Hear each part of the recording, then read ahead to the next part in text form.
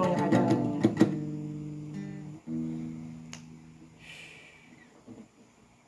Naluri ini dapat merasa sesuatu. Aku akan dihadirin segerombolan makhluk. Makhluk itu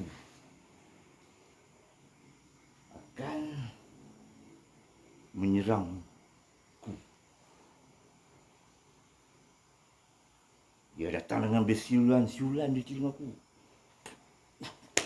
Aku dah agak jenuh nak kelepiak. Tak akan nak kelepiak orang macam ni.